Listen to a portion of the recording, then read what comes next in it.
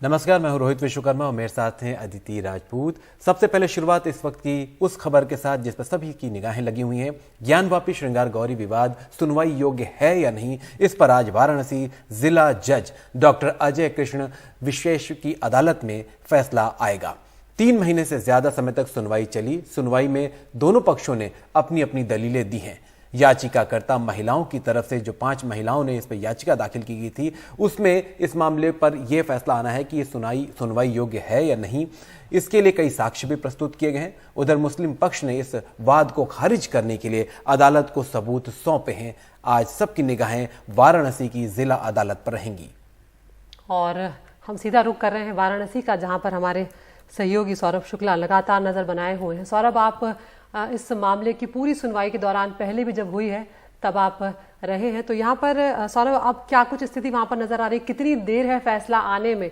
और अगर फैसला जो है किसी जैसे कि अगर मस्जिद पक्ष के में नहीं आता है तब उनका अगला कदम क्या होगा? क्योंकि आप दोनों पक्षों से लगातार बात कर रहे हैं और जो 5 महिलाएं हैं अगर उनके पक्ष में नहीं आता है तो उनका अगला कदम क्या होगा?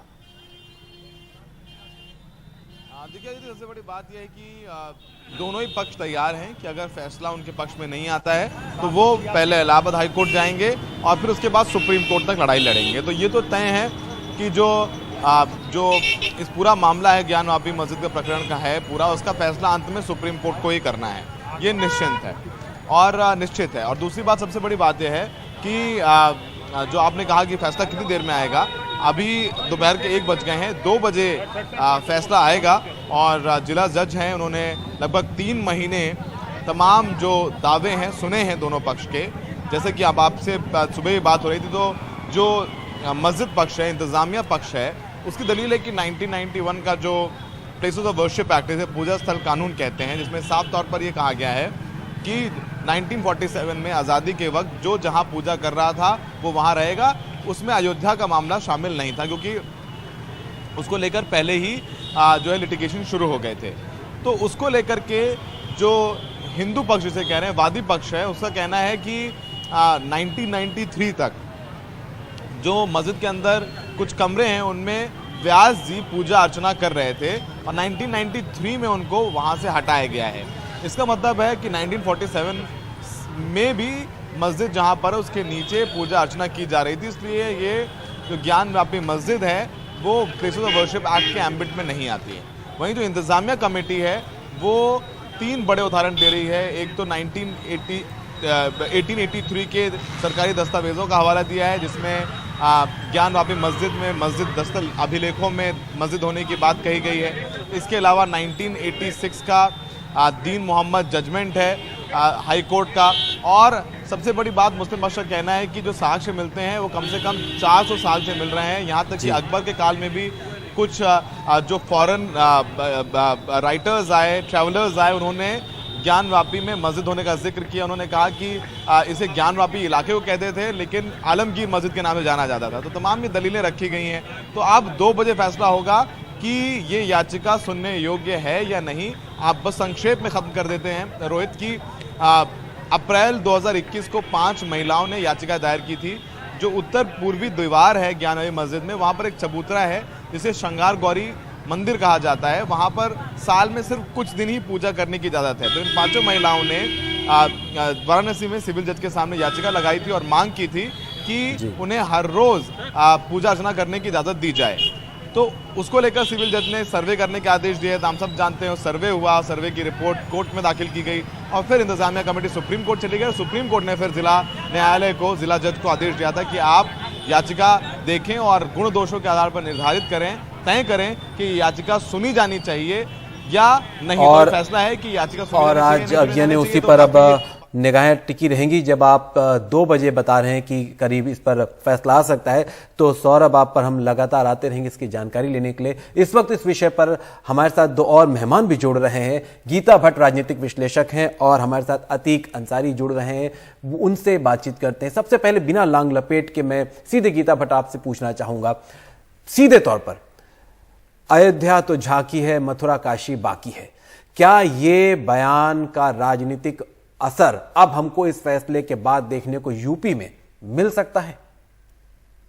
देखिए, चाहे अयोध्या, चाहे मथुरा, चाहे काशी, इनको एक राजनीतिक चश्मे से हटकर देखने की आवश्यकता है, क्योंकि तीनों जगह जो इस समय विषय है वहां पूजा अर्चना का या मंदिर के होने का, ये ऐसे तथ्य हैं जिन्हें कि बड़े लंबे समय तक बहुत सारे ऐसे इतिहासकार हैं, आर्कियोलॉजिकल सर्वे ऑफ इंडिया है, कई ऐसे तथ्य हैं जो इस बात पर सीधे सीधे सामने ये बात आती है कि यहाँ मंदिर पहले थे और इन्हें आने वाले समय में जो आक्रांता आए उन्होंने तोड़कर इसको मस्जिद बनाई। ये बहुत, और आर्कियोलॉजिकल सर्वे ऑफ इंडिया ने इसका बाकायदा डॉक्यूमेंटेशन किया। 3 नहीं, ऐसे हजारों में संख्या है, लेकिन ये 3 क्योंकि बड़े ऐसे महत्वपूर्ण स्थल हैं जो कि हिंदू समाज के लिए एक तरह से बहुत पवित्र है, तो इसीलिए इनकी बार बार बात होती है। तो इसको एक राजनीतिक तौर से इसे ना देखते हुए जो भारत की एक जो सांस्कृतिक विरासत रही है उसके साथ इसको जोड़कर देखने की आवश्यकता। गीता जी, वो तो आप सही कह रही है, बस एक बीच में आपको थोड़ा सा रोक रहा हूं, थोड़ा सा एक चीज के लिए कि देखिए, आपको भी पता है, हमें भी पता है कि इस तरह से हर मुद्दे को हम देखें तो तटस्थ होकर देखा जाए तो ये एक कानूनी मुद्दा है और एक सांस्कृतिक मुद्दा है, लेकिन आपको भी पता है कि ये मुद्दे सांस्कृतिक और कानूनी नहीं रह जाते हैं। भारत की राजनीति में तो ये मुद्दे राजनीतिक मुद्दे हो जाते हैं और बाकायदा पार्टियों के एजेंडे में होते हैं, लिखे होते हैं। इसके आप कैसे इनकार कर सकते हैं कि इसका राजनीतिक असर ना होगा? नहीं, देखिए, अगर कोई भी राजनीतिक दल अगर ऐसे विषय को जो कि भारतीय संस्कृति और विरासत से जुड़े हुए विषय हैं, अगर उन्हें लेती है तो इसमें कोई आपत्ति तो किसी को नहीं होनी चाहिए, ये आपत्ति का विषय नहीं होना चाहिए। लेकिन हाँ, कई ऐसे राजनीतिक दल जरूर हैं जो कि इस विषय को लेकर अगर आप देखें तो पूर्वाग्रह से ग्रसित है। वो ये मानकर चल रहे हैं कि जो ये विषय उठाया जा रहा है इसको नहीं उठाया जाना चाहिए, इसके विरोध में दिखाई दे रहे हैं जी। तो ऐसे जो राजनीतिक दल हैं उनके ऊपर प्रश्न करना चाहिए समाज को और देश को कि जो तथ्य बिल्कुल सामने आए। हाँ, आज देखिए, कई ऐसे भी कारण हो सकते हैं कि कई ऐसे विवाद हो सकते हैं कि जहां लोग इस बात को लेकर सामने आ रहे हैं कि हाँ, यहाँ भी मंदिर था और इसे भी आप जो है दोबारा, अगर वहां कोई और धार्मिक स्थल है तो उसको आप बदलिए। लेकिन जहां तथ्य साफ साफ दिखाई दे रहे हैं, जहां पे इस प्रकार की पूरी डॉक्यूमेंटेशन है, उसको अगर आप उसके अपनी आंखें चुरा रहे हैं तो ये भी अपने आप में बहुत गलत है। गीता जी, यहाँ पर अतीक अंसारी जी पत्रकार जो हैं वो भी हमारे साथ मौजूद हैं।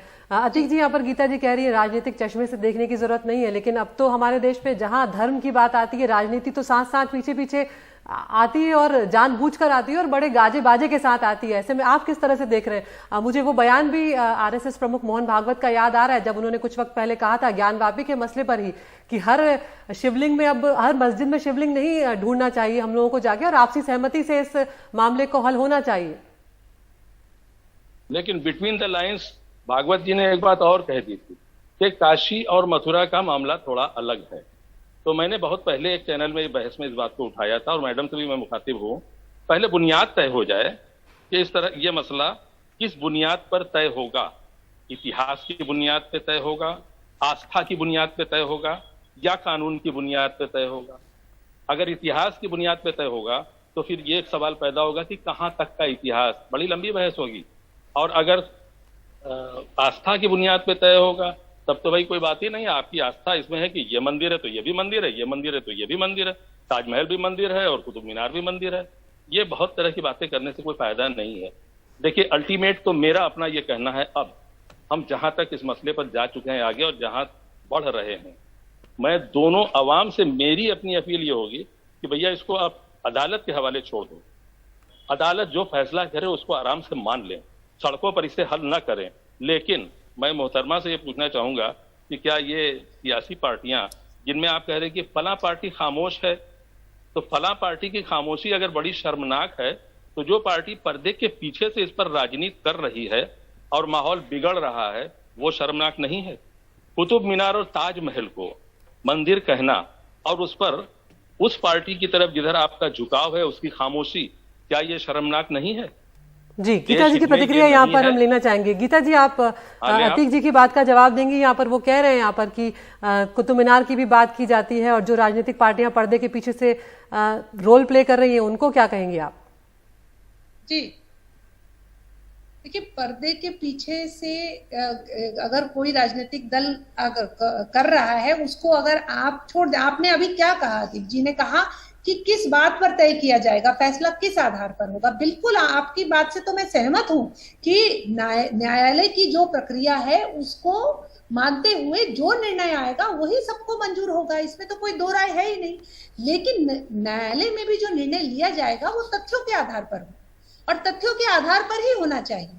तो अगर आपके पास इस तरह के तथ्य हैं जो बताते हैं, आज जिस भी जगह आपने कहा, आप ताजमहल कह रहे हैं, कुतुब मीनार कह रहे हैं, मैंने तो पहले ही कहा कि अगर कई लोग हैं, कई ऐसे स्थानों पर जो है इस विषय को, ऐसे भी कई तत्व होते हैं जो उसे लाएंगे, लेकिन जहां तथ्यों के आधार पर यह बात सामने आई है, यहां तक कि अभी आपने 1936 का, आपके जो शुक्ला जी ने भी इस बात का जो है अभी जिक्र किया कि 1936 में जो जो वो कोर्ट में गए थे, तो उसका जो फैसला आया था, उस फैसले में क्या कहा गया, उस फैसले में यही कहा गया था कि कोर्ट ये जानता है कि यह जो जमीन थी यह पहले मंदिर था जिसे तोड़कर औरंगजेब के समय पर यहाँ तोड़कर इसको मस्जिद बनाइए। उस जजमेंट में भी ये बात कही गई कि ऐसे तथ्य हैं और कई ऐसे इतिहासकार हैं जिन्होंने इस बात को कहा है। ये तो मतलब अब देखिए, ये कहीं ना कहीं ये विषय जब ये क्यों न्यायालय तक जाते हैं, जब समाज में जो समुदाय है वो आपस में बैठकर इस विषय पर बात करने को तैयार है। अब दिक्कत ये है कि अगर जो वहां की जो मस्जिद कमेटी है, जब आप इस बात को मानने को ही तैयार नहीं, आप इस बात को निराधार कह रहे हैं कि यहाँ पे कभी मंदिर था ही नहीं, तो फिर न्यायालय में जाने की बात आई।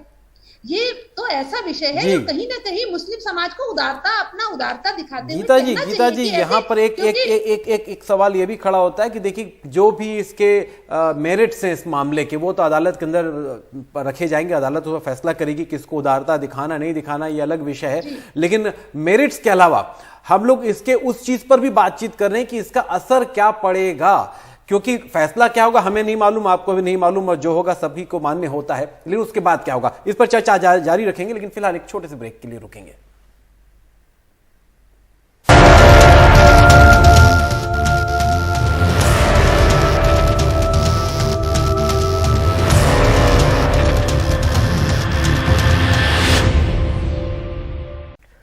तो आज सबकी नजरें वाराणसी की जिला अदालत पर टिकी हुई हैं। वाराणसी की कोर्ट अब से कुछ ही देर में फैसला सुनाने जा रही है कि ज्ञानवापी परिसर में श्रृंगार गौरी की पूजा के लिए दायर जो याचिका है वो सुने जाने योग्य है या नहीं है। हमारे साथ दो खास मेहमान जुड़े हुए हैं। गीता भट्ट हैं, राजनीतिक विश्लेषक हैं, अतीक अंसारी हैं, पत्रकार हैं।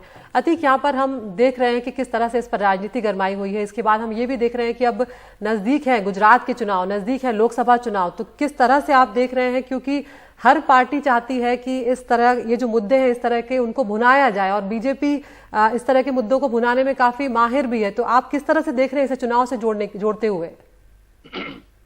जो मैं कहने जा रहा था वो तो आपने खुद कह दिया कि बीजेपी इसमें बहुत माहिर है, और ये जग जाहिर है, लोग देख रहे हैं इस पर राजनीति कौन कर रहा है। गीता जी ने अभी कहा कि फला पार्टियां खामोश रहती है, तो मैं उनकी बात का जवाब नहीं दूंगा, कोई फायदा नहीं है। मेन चीज हम थोड़ा सा इसमें विषयांतर करेंगे। अभी आपने गीता जी ने एक बात कही कि 36 का फैसला और कई एक बातें, मैं एक बात जोड़ूंगा। अगर आप 36 के फैसले को मान रही हैं तो आप ये क्यों भूल रही हैं कि 1883 में अंग्रेजों ने जो यहाँ पर बंदोबस्त किया और उसमें इसको मस्जिद वक्फ की, उसको भी अगर आप नहीं मान रही हैं तो फिर कैसे मंदिर पक्ष ने अभी हाल में मस्जिद की कुछ जमीनों को ट्रांसफर किया, उसे मस्जिद की मान करके, वक्फ प्रॉपर्टी मान करके उस जमीन को लिया और उसके बदले में मंदिर के एरिया की जमीन दी। अगर वो मंदिर नहीं, अगर वो मस्जिद नहीं है, वो प्रॉपर्टी नहीं है, तो कैसे उन्होंने ट्रांसफर की इसको? नंबर एक। नंबर दो, हम थोड़ा सा इसमें एक दूसरे पहलू पर रोशनी डालेंगे। क्यों इतना सेंसिटिव है ये मामला? विश्वास नहीं रह गया है, विश्वास का संकट पैदा हो गया है। 50 साल मुकदमा चला अयोध्या का, 1000 पन्ने का वर्डिक्ट, और कहीं कोर्ट ने ये नहीं लिखा कि यहाँ पे मंदिर तोड़ के मस्जिद बनाया गया। उसको मुसलमानों की संपत्ति माना, लेकिन बावजूद इसके आस्था की बुनियाद पर उसे हिंदू भाइयों के हवाले किया। मुसलमानों का कमिटमेंट था कि हम कोर्ट का फैसला मानेंगे, तो उन्होंने माना और उसे दे दिया।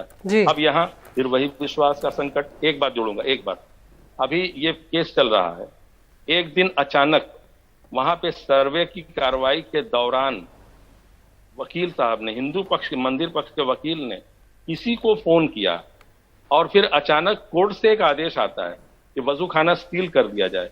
बिल्कुल आउट ऑफ द वे था ये एक्ट अदालत का, और वो वजू खाना सील कर दिया गया। तो आप देखिए ये बड़ी लंबी बहस है, किस पहलू पे बहस करें। जी, जो आप कह रहे हैं, अब सीधे एक बार गीता जी से पूछ लेते हैं। गीता जी, ये विश्वास का संकट बता रहे हैं। आपको याद होगा कि सर्वे जब हुआ, वीडियो सर्वे, तो उसके फुटेज भी लीक हो गई, उस पर एक बार कार्रवाई भी की अदालत ने, और फिर दोबारा हुआ, दोबारा फिर लीक हो गई सर्वे की तस्वीरें। और ये कह रहे हैं कि कोर्ट पर भी कहीं ना कहीं इन्होंने हल्का सा इशारा किया कि अब विश्वास का संकट सा दिख रहा है। आपकी प्रतिक्रिया? देखिए 1992 के 1992 तक वहां लोग सब अंदर अपने आप, मतलब कई लोग हैं जो आज भी जीवित हैं जो वहां अंदर जा सकते थे, सब लोग जाते थे। और जो श्रृंगार गौरी की पूजा करने के लिए पूरी अनुमति थी, सब अंदर जाके पूजा भी करते थे।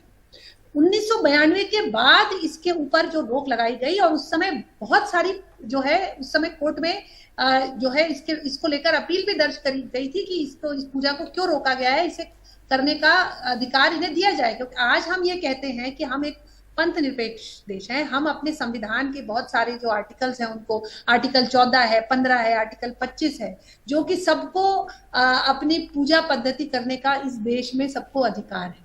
तो अगर कुछ महिलाओं ने जाकर, अगर वो ये चाह रही है कि उन्हें इस बात की अनुमति दी जाए कि वो वहां श्रृंगार गौरी की पूजा करे, तो उन्हें इससे वंचित क्यों रखा जा रहा है? गीता जी, सवाल ये वंचित रखने का था ही नहीं। सवाल तो यहाँ पर ये उठ रहा है, जो अतीक उठा रहे हैं, सवाल था कि विश्वास का संकट, उन्हें विश्वास का संकट हो रहा है कि क्यों ये भरोसा नहीं हो रहा है उनको, कहने का मतलब उनका।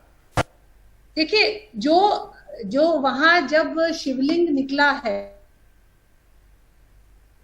ये बात भी बहुत सारे तथ्य जब सर्वे हुआ है तो वो सब तो रिकॉर्डिंग में आया है, वो रिकॉर्डिंग में आया है। वो उसको आप जब आपने कहा कि अयोध्या का जो जजमेंट आया, उस निर्णय के पीछे आर्कियोलॉजिकल सर्वे ऑफ इंडिया और बीबी लाल जी, जिनका अभी 2 दिन पहले ही देहांत हुआ है, उन्होंने उस पूरे सर्वे को किया और तथ्यात्मक रूप से वो बात सामने आई। बिल्कुल, लेकिन लोगों ने जो वहां गए उन्होंने देखा है, इतने मतलब 100 किलो। लेकिन जी गीता जी, आप दोनों मेहमानों का यहाँ पे बहुत बहुत शुक्रिया। हमारे पास वक्त की थोड़ी कमी है, लेकिन जिस तरह से अपने अपने दावे जो हैं वो भी यहाँ पर किए गए, दोनों पक्षों ने अपनी बातें रख दी। अब देखना है कि कोर्ट यहाँ पर क्या कुछ निर्णय लेता है, उसके लिए थोड़ा इंतजार करना पड़ेगा।